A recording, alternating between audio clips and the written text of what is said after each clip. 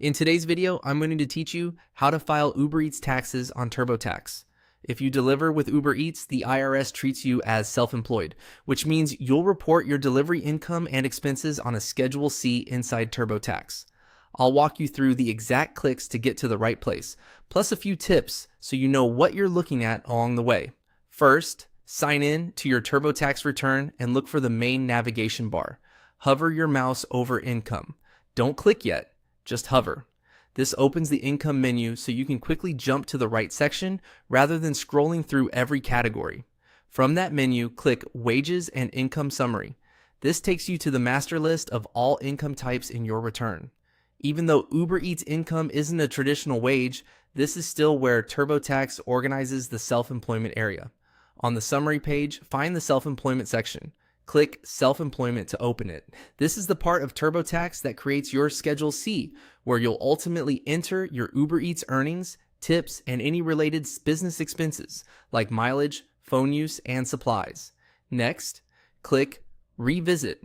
If you've been in this section before, Revisit means you're opening your existing self-employment work area.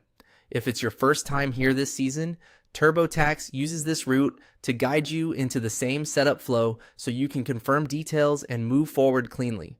You'll now see a question asking whether you had self-employment income. Click Yes.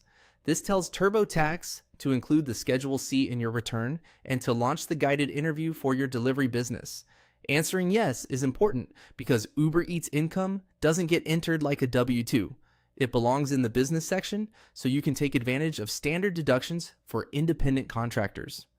One key note before you continue: you need to be on the premium or self-employed version of TurboTax to report gig work properly.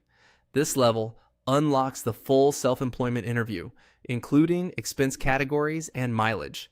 If you're prompted to upgrade, go ahead. This ensures your Uber Eats income and deductions are handled correctly.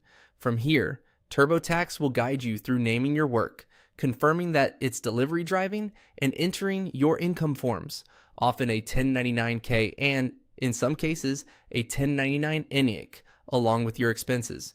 Keep your mileage totals, fees taken out by the platform, and receipts for items like hot bags or phone mounts nearby. Entering accurate numbers here helps lower your taxable income and calculate self-employment tax automatically. That's it for getting to the right place in TurboTax to file Uber Eats taxes. Follow the on-screen prompts from this point and you'll be set.